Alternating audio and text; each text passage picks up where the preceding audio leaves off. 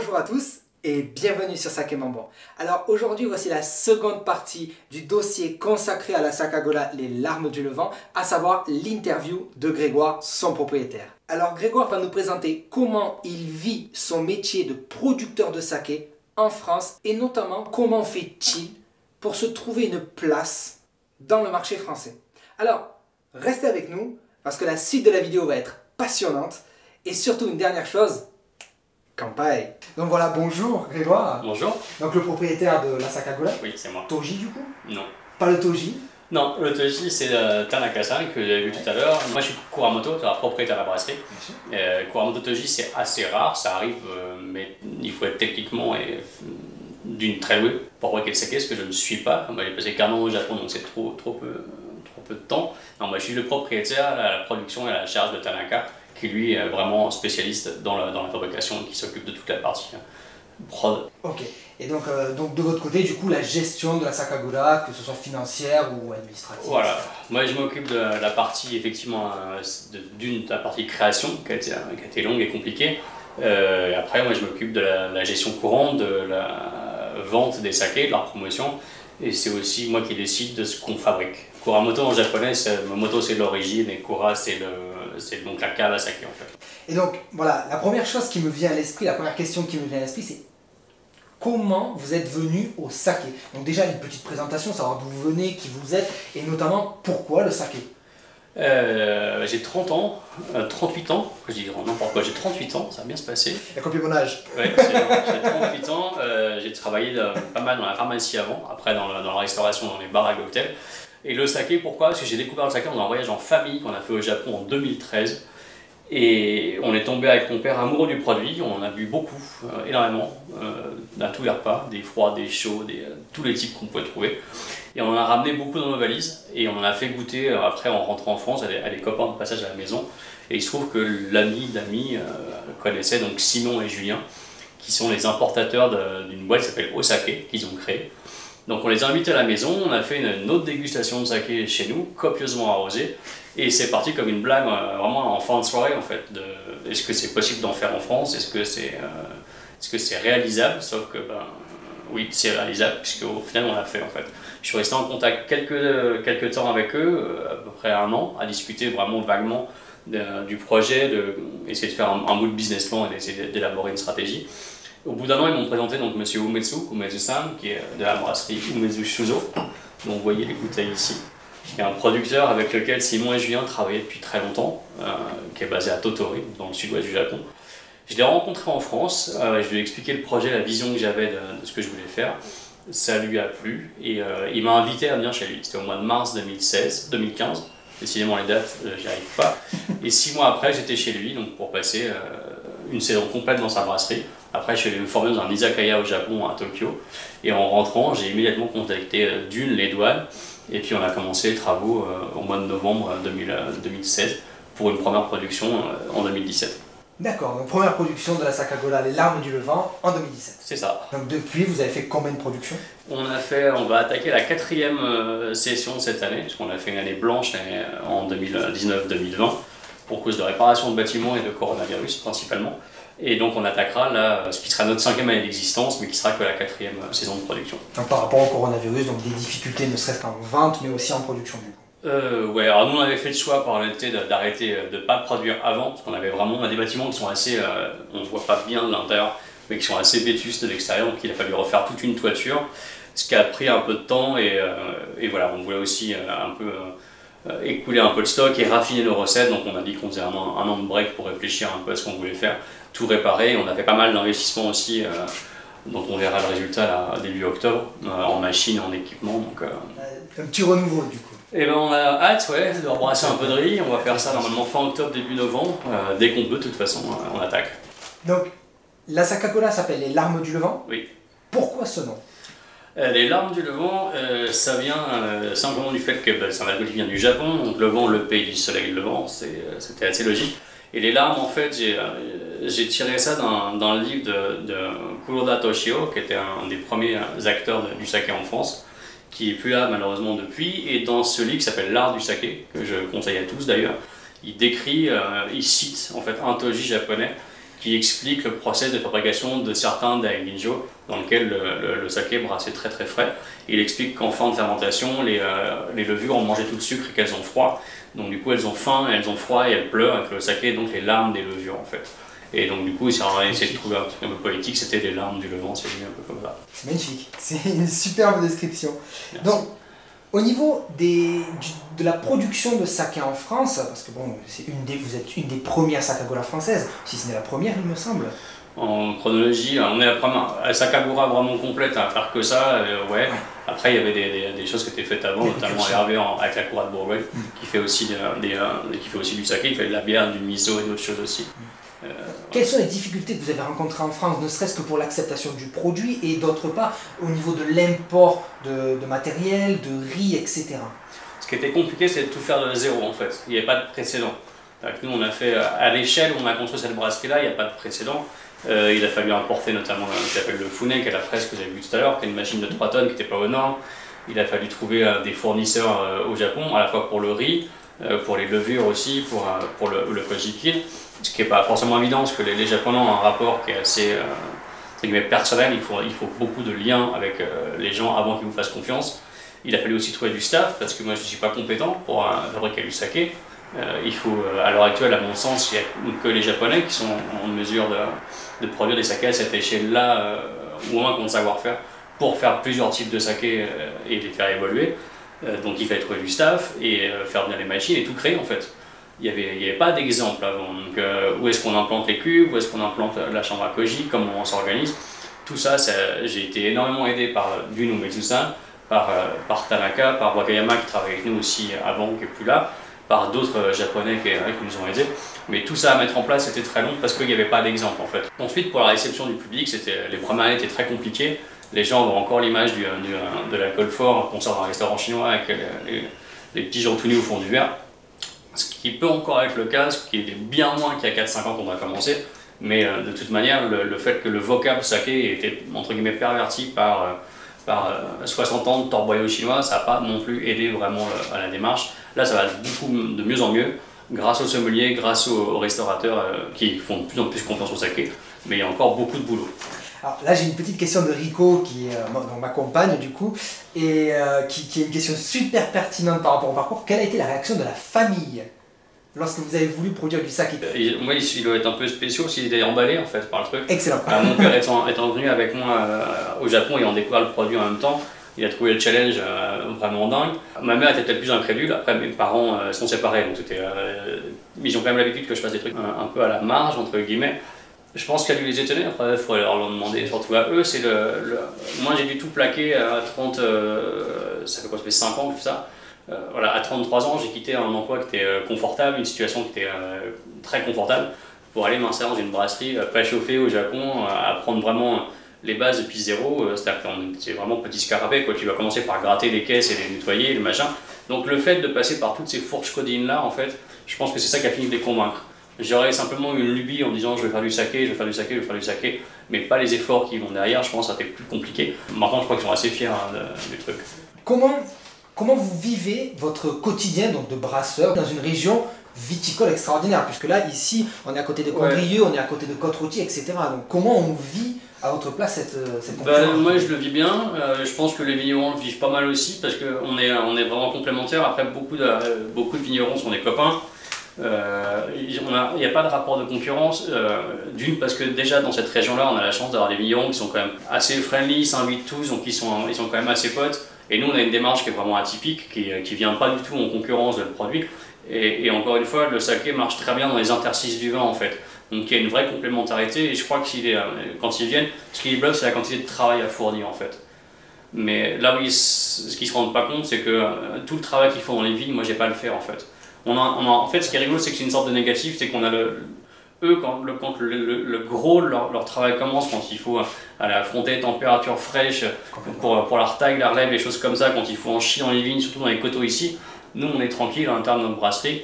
Par contre, eux, quand le raisin est pressé, que c'est en cube, là c'est nous qui là commençons vraiment à en chier un peu plus. Donc c'est une sorte de négatif. Je pense que c'est assez rigolo justement d'avoir faire du saké dans cette région-là, parce que ça permet d'avoir vraiment le positionnement du saké à la fois dans cette temporalité qui est la même que le vin, mais dans cette espèce de zone interstitielle qui fait qu'on ne vient pas en concurrence, on vient en complément d'un produit.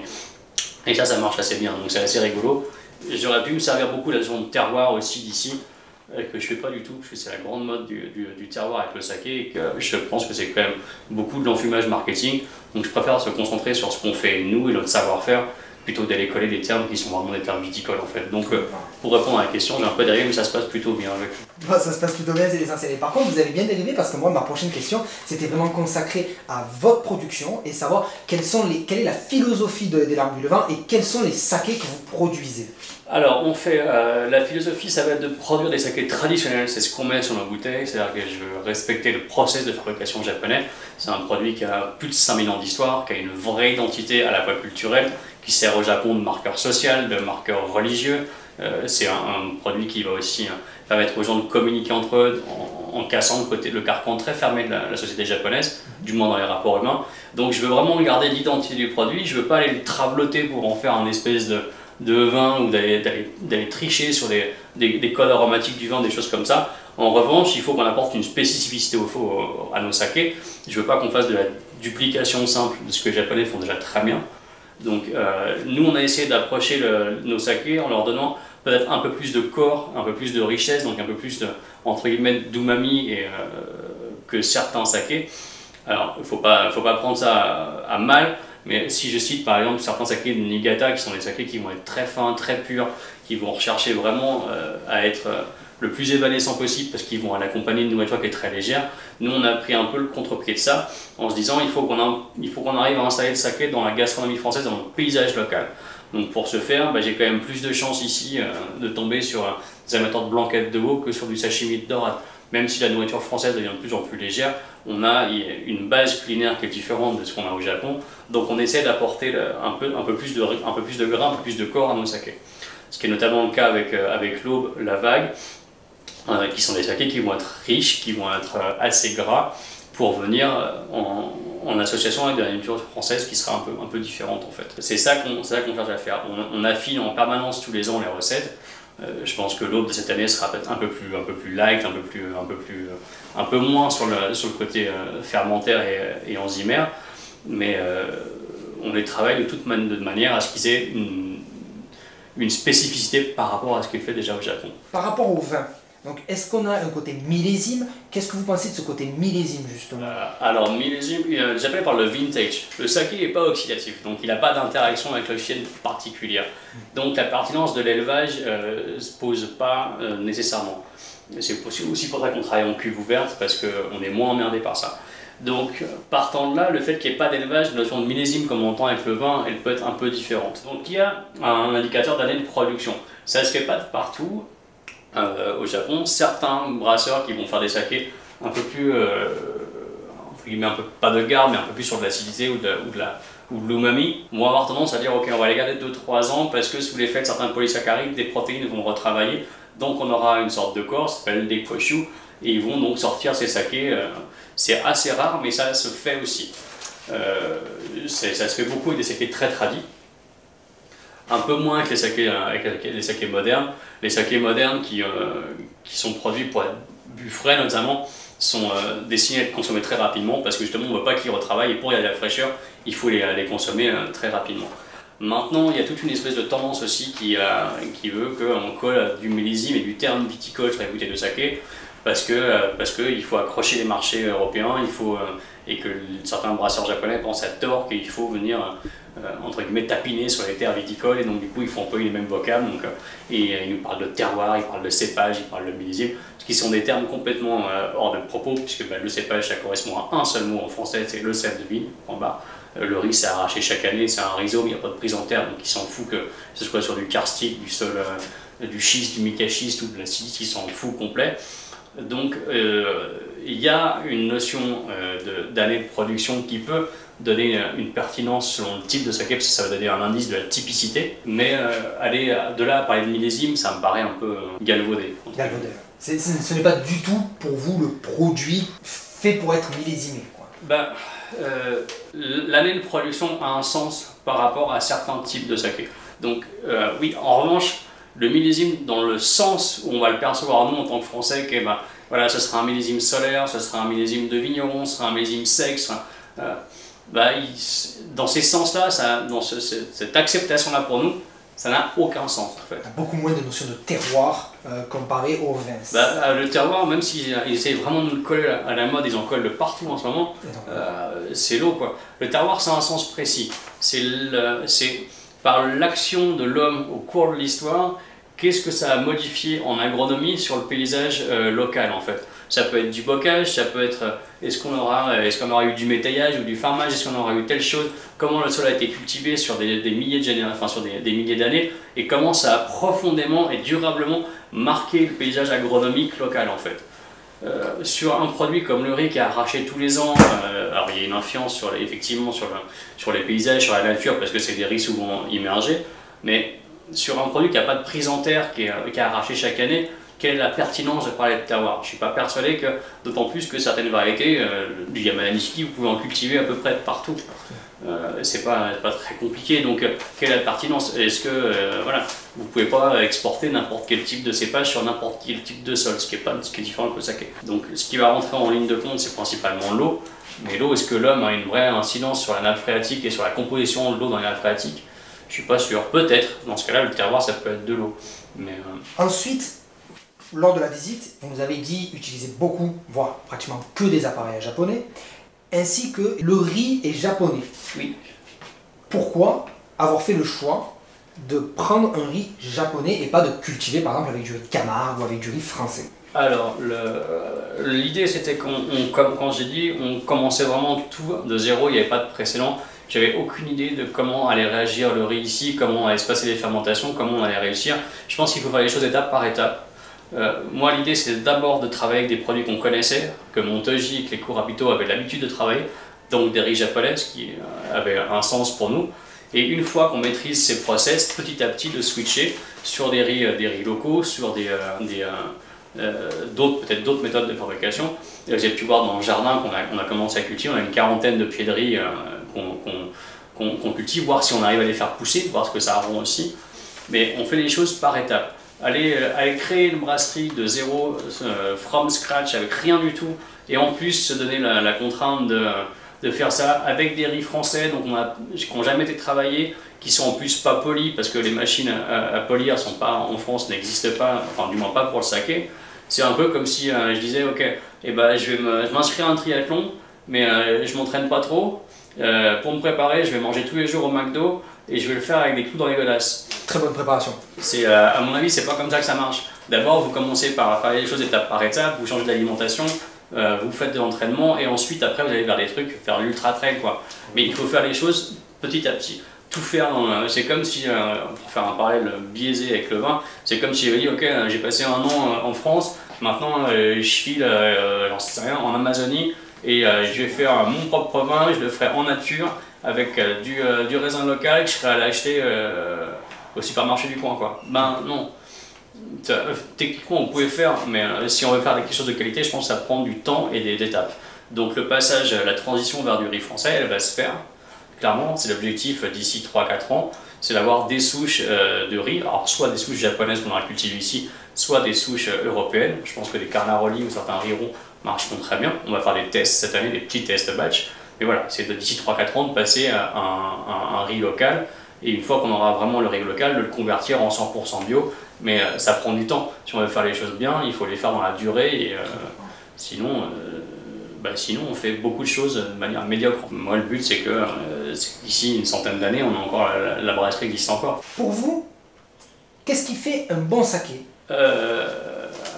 Alors, il y a plein... Il y en a plein, j'imagine. Il y a plein de réponses possibles. Il y a une réponse qui est cool, qu'a fait le boss de Wakatake Yashuzo. Il y a eu le principal avec le saké, c'est avec qui vous le buvez. Ça, c'est chouette. Moi, ça dépend vraiment de l'humeur en fait. J'ai pas de vin préféré, comme j'ai pas de saké préféré, comme j'ai pas de plat préféré. Ça va dépendre de l'humeur dans laquelle je me trouve, ça dépend du temps qu'il fait à l'extérieur. Ça dépend effectivement aussi beaucoup avec qui je suis. Typiquement, ce que j'aime, je peux pas dire ce que j'aime vraiment. Ce que j'aime pas, c'est les choses qui se sont passées pour ce qu'elles sont pas.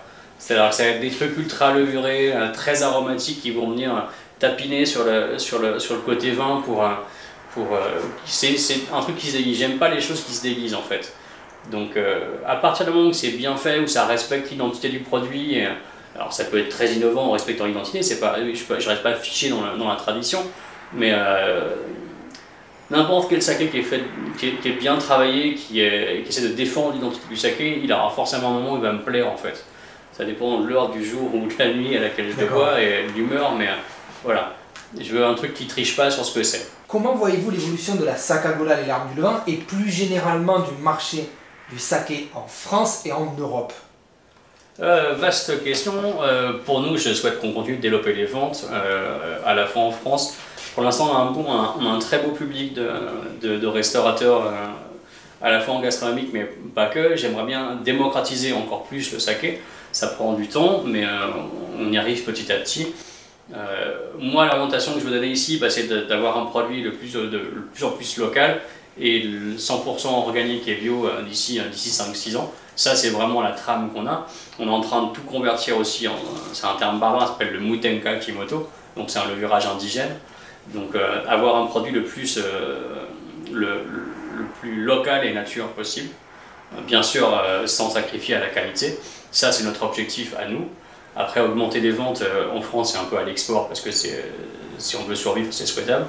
Après, le marché à l'étranger, le marché occidental, entre guillemets, hors Japon, il est en train de grandir extrêmement vite. Et les prochaines années vont être cruciales en fait. Comme j'expliquais tout à l'heure pendant la visite, le gouvernement japonais a délivré 700 nouvelles licences d'autorisation à la création de brasseries au Japon, ce qui n'est pas arrivé depuis des décennies, à la condition exclusive que ces brasseries produisent que pour l'export en fait. Donc que pour aller alimenter des marchés européens, américains, sud-est asiatiques, etc. etc. Africains aussi, voilà. Les prochaines années, si on ne fait pas attention et si on ne prend pas garde d'expliquer aux gens ce que c'est que le saké, si on n'essaye pas de combattre cette espèce de tendance par facilité à aller associer le saké avec le vin, d'une part à part du gain et par paresse intellectuelle, on va se retrouver d'ici 10 ans avec une cinquantaine de brasseries qui feront le même type de saké et on aura un produit excessivement gentrifié.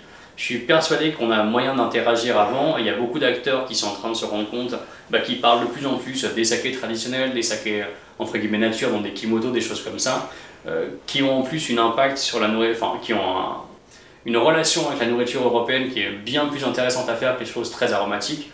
Donc l'enjeu est là en fait, si on veut vraiment pérenniser le saké et préserver ce produit qui est quand même plurimillénaire dans ce qu'il est, il y a un gros travail d'éducation à faire auprès du public et il y a surtout un gros travail de combat contre la gentrification qui est le pur produit de la mondialisation et de la globalisation. Et voilà quoi, si c'est pour que 50 sakés ressemblant à des vins soient vendus par des tâcherons qui sortent d'école de commerce, ça ne m'intéresse pas de faire ce que je fais en fait.